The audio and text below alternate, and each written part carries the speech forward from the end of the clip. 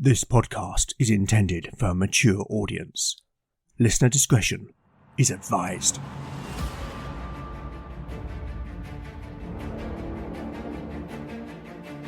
Welcome back to Legend of the Bones. Following in the footsteps of giants, Legend of the Bones is a chimera. A mix of old-school tabletop RPG and dark fantasy storytelling.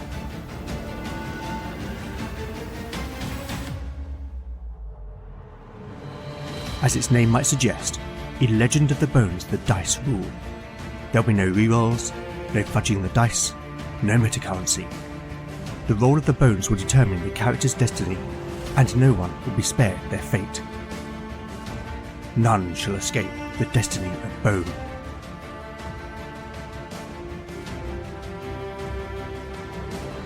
Last time on Legend of the Bones.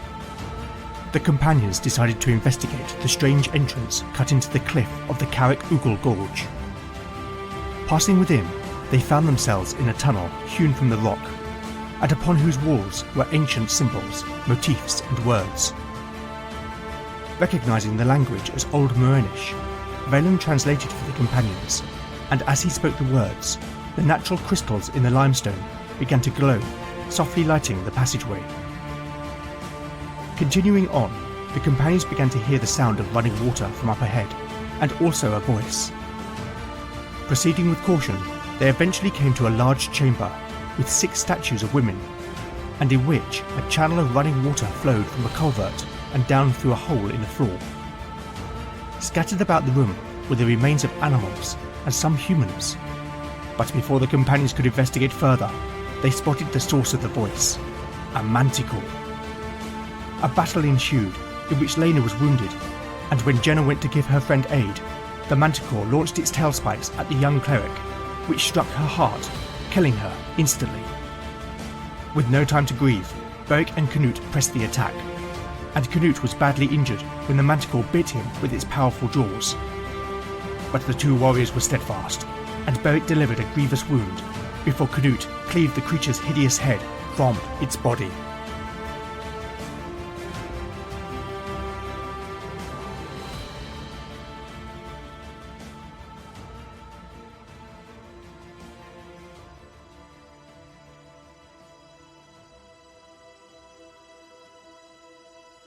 Chapter 46, Part 1, Day 49, Afternoon. Party status: Beric, 37 out of 37 hit points. Lena, 8 out of 26 hit points. Valen, 17 out of 17 hit points. Talion, 24 out of 24 hit points. Canute, 17 out of 31 hit points. Spells available: Valen has memorised Push, Soothe, Revive, and Clairvoyance. Talion has memorised Resolve, Poetic Prose, Pitch, and Imbue. Lena can pray for 2 first-level miracles and 2 second-level miracles. Tears rolled down Lena's cheeks as she knelt over Jenna's limp form, a dark pool of crimson growing beneath her body. 3 vicious, bony spikes protruded from the young woman's chest, the force of their impact having broken open the rings of her mail before claiming her life. Just a minute ago, Jenna had been alive, a vibrant young woman with a world of possibility ahead of her. But in an instant, she was gone. Lena swallowed, trying desperately to hold back the sobs which hung in her throat. Not because she was embarrassed by her grief, but because her first duty was to care for the living, and she would be in need of her wits. Grabbing hold of each spike in turn, Lena pulled them free, throwing them to one side in contempt, her hands now covered in blood. She looked down at Jenna's beautiful face. The young woman still wore an expression of humility in prayer, as Lena took some small comfort in knowing that she had been communing with Naya when death had come. At that moment, Valen appeared, kneeling down beside her. Bithed ear hinoviaid, Hithuis trui, Gisgod, and I. Lena did not understand the mage's words, but she had not need to. His solemn tone was enough to tell her that he spoke a blessing for the dead. She appreciated the gesture. The mage put a hand on Lena's arm. There will be time to grieve, he said softly. But you are hurt, as is Canute. Lena nodded, as the pain of her wounds came back into sharp relief. Yes. Then reaching forward, she gently closed Jenna's eyes. Be at peace, sister.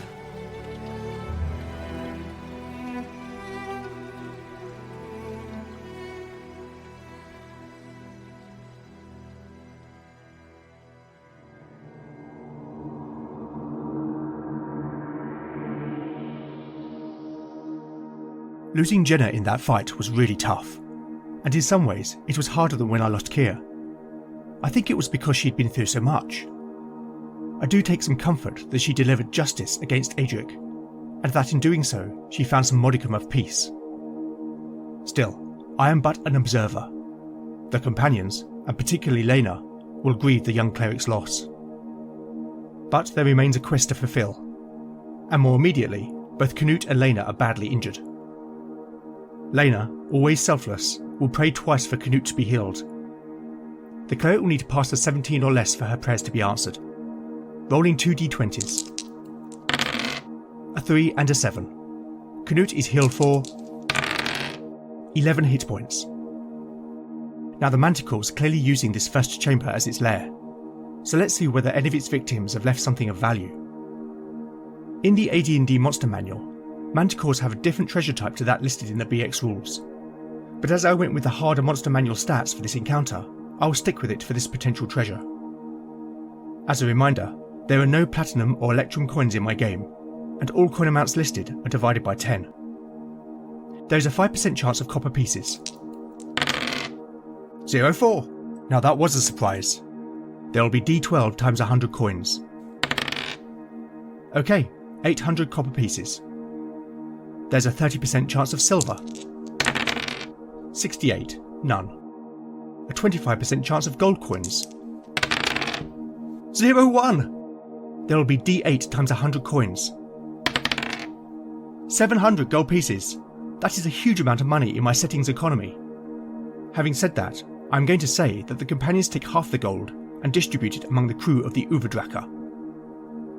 There is a 10% chance of gems. 56, nothing. A 10% chance of jewellery.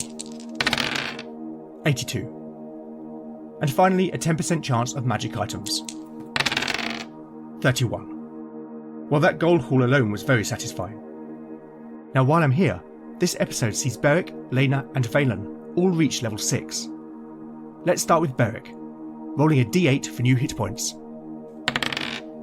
A 5. With his constitution bonus, the warrior's hit points rise to 43. Let's see whether he gets any ability score increases. Strength 5. Intelligence another 5. Wisdom 3. Dexterity a 6. Beric's dexterity increases to 12. Constitution another 6. That will take him up to 15. No extra bonus, but I'm certainly not complaining. And finally, Charisma. You've got to be kidding me. It's another 6. Taking Beric's Charisma to 12. Well, that was an incredible level up for the warrior. Let's see if Lena has as much luck. Rolling a d6 for new hit points. A 3. With her constitution bonus, Lena's maximum hit points rise to 31. Let's see about ability score increases. Strength a 2. Intelligence 5. Wisdom 3. Dexterity a 2. Constitution a 6. That will take Lena's constitution up to 14. No extra bonus though. And finally, Charisma a 3. Well, that was pretty modest. But more importantly, Level 6 is a big milestone for clerics, as Lena can now additionally pray for one 3rd level miracle and one 4th level miracle. Finally, let's level up Valen. Rolling a d4 for new hit points. A 2. Valen's hit points rise to 19. Will he do as well as the others for ability score increases? Let's find out. Strength. A 2. Intelligence. 1. Wisdom. 3. Dexterity. A 1. This isn't looking good. Constitution. A 5. I think this die has run out of luck. Last chance with Charisma. A 2. Well, that was disappointing. But having said that, like clerics, mages get a nice boost at level 6 in the form of a +2 to hit modifier. Not only that, but Valen will also get access to another 3rd level spell. As a reminder, I have a custom list of spells, which you can find at legendofthebones.blogspot.com. Time to roll a d12 to see what our mage has learnt. A 7. Let's see. Okay, the result is Ignite. This is one of my homebrew spells. When cast, the mage causes a flammable object of their choosing within 60 feet to spontaneously combust. This could include clothing, hair, or fur. Any living creature coming into contact with the fire immediately suffers 1d4 + 1 points of damage. A further 1d4 + 1 points of damage is sustained for each round that contact is maintained. For example, if burning clothing is still worn. Now, do you remember that vial of pale yellow liquid that Keir found in Kerudu that Valen has twice failed to identify? Well, let's see if he can finally succeed. At the usual -2 penalty, he'll need to roll a 15 or less to succeed. A 5. Well, that is a relief. When he next has the chance to contemplate, Valen will identify the liquid as a potion that will neutralise poison. Finally, given Lena's piety has been rewarded, she will attempt to pray for the miracle of cure serious wounds upon herself. A 2. This miracle restores 2d6 + 2 hit points, meaning that Lena is healed for 12 hit points. Right, I think that's enough meta for now. Let's get back to the story.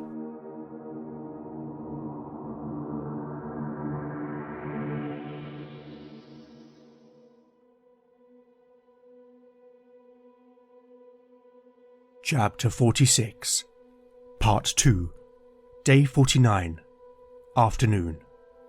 Party status: Beric, 43 out of 43 hit points. Lena, 20 out of 31 hit points. Valen, 19 out of 19 hit points. Talion, 24 out of 24 hit points. Canute, 28 out of 31 hit points.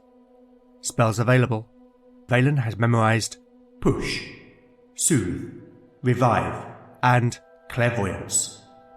Talion has memorized Resolve, Poetic Prose, Pitch, and Imbue. Lena can pray for 2 2nd level miracles and 1 3rd level miracle.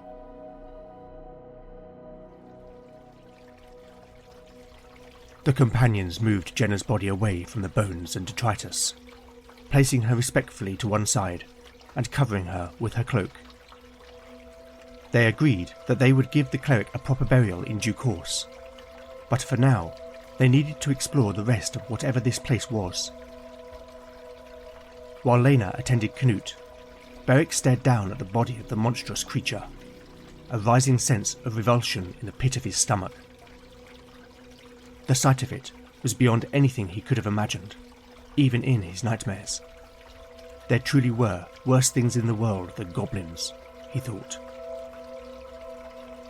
He became aware of Talion, who had come to stand beside him. He liked the bard.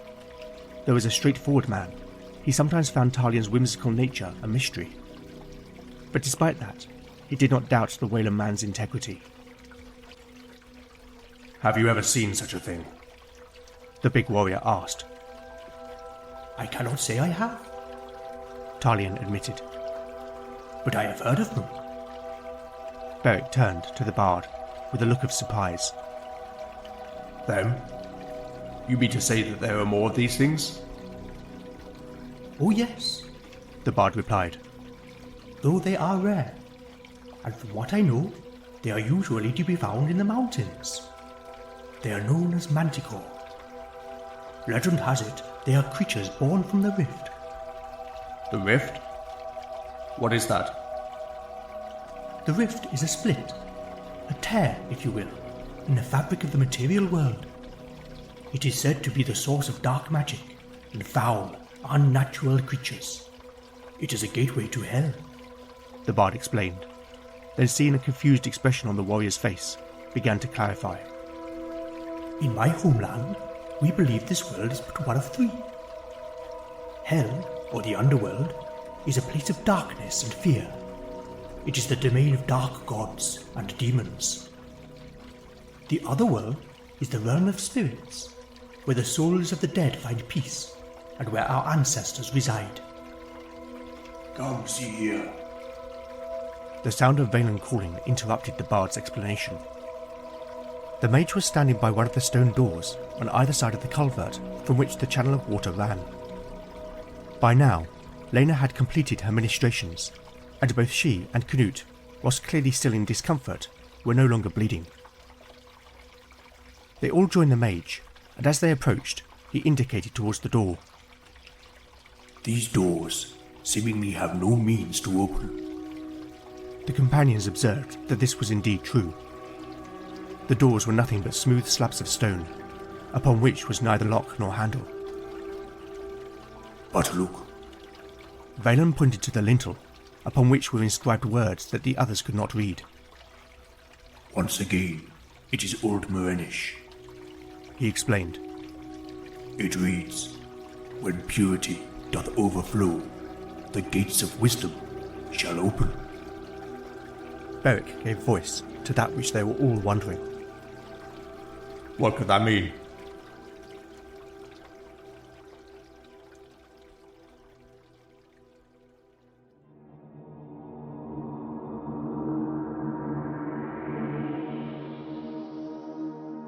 The two doors have locking mechanisms which will open when a certain amount of water flows down a small gutter and into a hidden receptacle, which under the weight pulls the doors open. Firstly, I'm going to make a perception check using wisdom to see whether the mage can spot the gutter, and how this relates to the lock. Valen will need to roll less than his wisdom of 11. A 3. Next, I'm going to make an intelligence check to see whether Valen can work out the meaning of the inscription. But given its cryptic nature, I'm going to apply a -2 penalty, meaning that the mage will need to roll a 15 or less. A 15? That's good enough.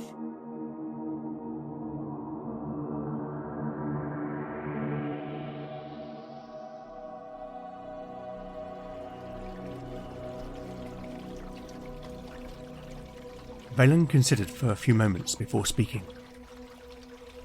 I believe these doors are the gates, and that purity is a reference to this water. The mage gestured towards the channel where the water ran before disappearing through the hole in the floor. But how could it overflow when it's draining away?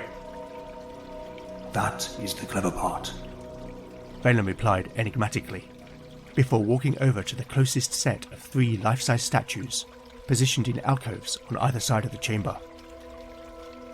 The first was that of a young, nubile woman. The second depicted the seemingly same woman, though heavily pregnant. And the third was yet again the same, though now she was wizened with age and bore an expression of sagely wisdom. Each statue held in both hands a large vessel, and it was below these that the mage indicated. There, starting beneath the jug held by the young woman, was a narrow groove or gutter set into the floor. It ran all the way and disappeared through a small opening in the wall in which the door was positioned. And look here, Valen said, approaching the first jug. Each jug has a hole in its base, and the statue has been carved so that water can run down the folds of the robe and into the gutter. Let me show you. May I borrow your helmet, Beric? The warrior handed it to the mage, which Valen took and filled with water from the channel before pouring the contents into the jug. Just as Valen predicted, the water flowed from the hole, down the folds and into the gutter. We need more. Valen surmised, handing the helmet back to Beric. Canute and Lena took their own helmets, and along with Beric, the trio repeatedly poured water into the 3 jugs, until a creaking sound could be heard, followed by the scraping of stone, as the door slowly swung open.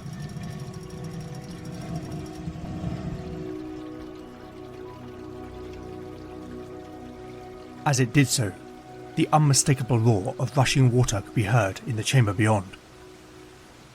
Cautiously, the companions advanced through the now fully open portal, and found themselves in a vast cavern.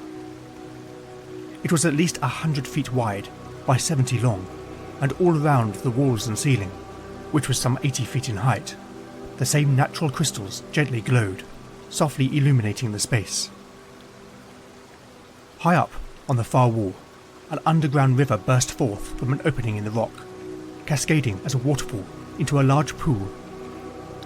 It was from this pool that ancient hands had shaped the channel which carried the water into the previous room. It was a wondrous sight, and it was easy to see why this place held special significance for the people of old. There is power here, Valen said. an ancient power. The companions moved closer to the pool, and as they did so, the fine spray from the waterfall tickled their skin, which invigorated them with a sense of vitality. Lena suddenly became aware that she felt less pain where the manticore's spikes had struck her, and looking down, she saw the black bruises receding under the fine mist. Praise Vanir! She exclaimed, in reverence to the god of water, rivers and lakes. Canute, likewise, was astonished to see his own wound healing. By the ancestors. Valen moved closer to the edge of the pool. There are objects in the water, He conveyed. The others came forward, observing that the water was no more than a few feet deep, and upon whose bottom were various coins, jewellery, and other such personal effects. We must not take anything. The mage advised. It will offend whatever watches over this place. He concluded. So, what now? Canute asked. I know not. What if the people who consecrated this place have already told us? Lena supposed. What think you, my love? The cleric blushed at Valen's surprisingly unabashed term of endearment, but quickly composed herself. Remember the inscription at the entrance to this place. Beyond the veil, where wisdom lies, in flowing whispers, truth resides. I remember. Well, what if it's a metaphor? The waterfall could be the veil. Of course. Valen chuckled with pleasure at Lena's quick-wittedness. One must enter the waterfall to receive some boon, and these objects suggest that an offering should be made. Very well, Beric announced. I will go. No, Beric. Valen countered. Given the nature of this place, if anyone should go, it should be I. Then take this. Lena suggested, holding out the enchanted ring that Valen had given her at Angurak. It should make a suitable offering. Valen nodded, and as he went to take the ring from Lena, the cleric put both hands about his. Vanir, essence of life, fill this man with flowing might. Nourish him in time of need, clear his mind that he may seek. Cleanse his soul and give him strength, that deepest thirst may yet be quenched, and find thy wisdom in purest flood, with endless flow of life in blood. So let it be, now and for eternity. As Lena finished her prayer, Valen felt a surge of energy flowing from her hands to his, and he immediately felt his mind to be more clear and his body more alert. It was as if his lungs had been filled with a breath of the purest air. Lena gave his hand the gentlest of squeezes. Be careful.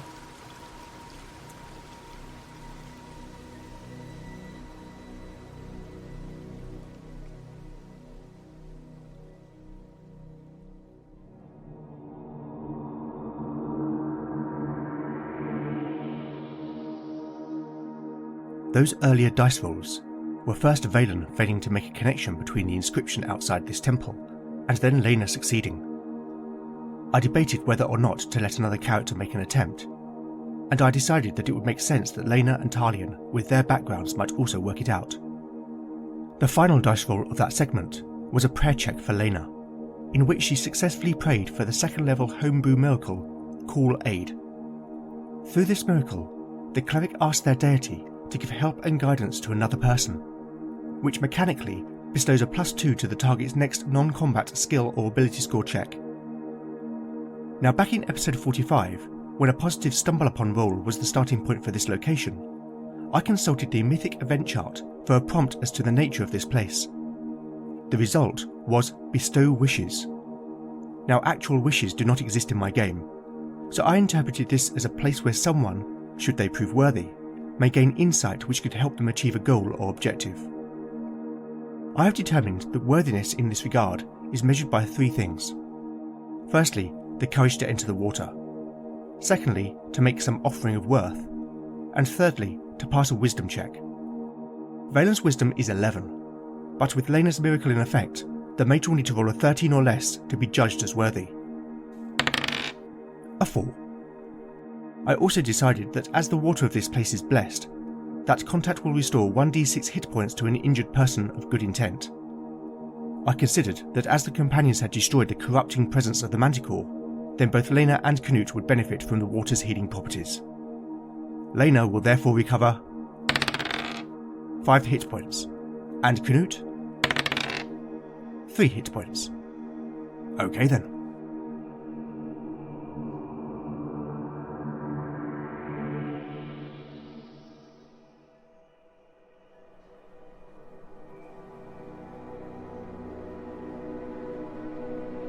Chapter 47, Part 3, Day 49, Afternoon. Party status. The party status is unchanged, except that Lena now has 25 out of 31 hit points, and Canute has 31 out of 31 hit points. Lena can pray for 1 second level miracle and 1 third level miracle.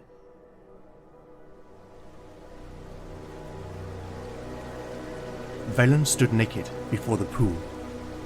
He was not sure how, but his intuition told him that his raiments would inhibit a connection to the power of the water. Ordinarily, he would have been ashamed to stand thusly before the likes of the 2 warriors, with their masculine physiques. But here, in the sanctity of this place, there was no room for bashfulness. Stepping forward, he lowered himself into the water, gasping not only at the coldness, but the sensation of power that surged around his body. By the time his feet touched the stone at the bottom, the water was up to his waist. Without looking back to the others, he waded towards the waterfall, his toes brushing against the various offerings made over the centuries, until he stood before the raging torrent. If his companions were speaking to him, he could not hear over the roar and rush of countless gallons of water. He held up the enchanted ring and spoke aloud. Guardian of this place, accept this offering in exchange for your wisdom. Then, dropping it into the water, he stepped beneath the veil.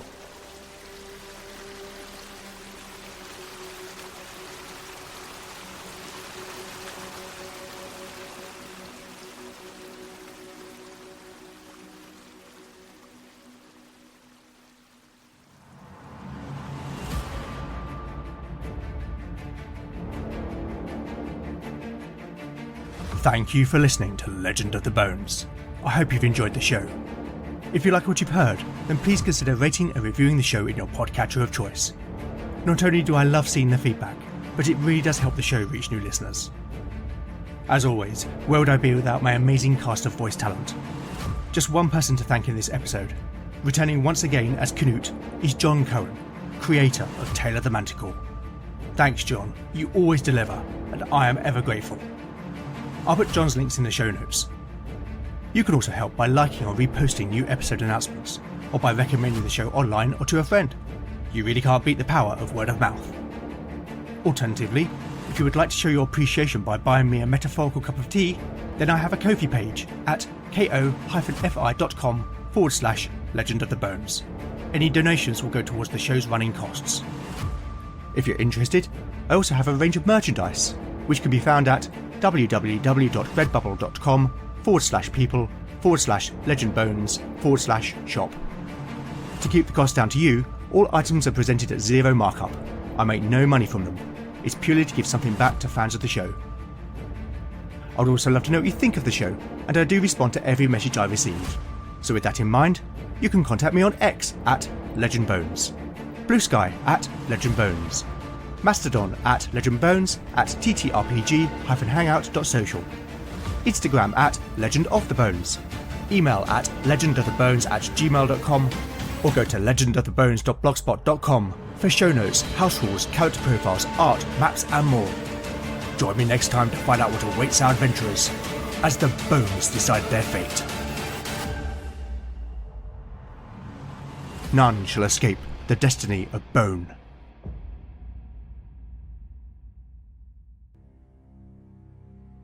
Now this is a matter of supreme importance. Welcome to Stories from the First Watch. This is both a solo game and an experiment in storytelling. The story and the characters' actions will unfold upon the roll of the dice. They are in control. Be careful what you say, or you have no tongue at all. Follow the exploits of a party of adventurers forced to take on a dangerous mission on behalf of a shadowy organisation. Just be careful when insulting minor lordlings. Their egos can be dangerous things. Available on Podbean, Spotify and Podchaser. And come and listen to more Stories from the First Watch.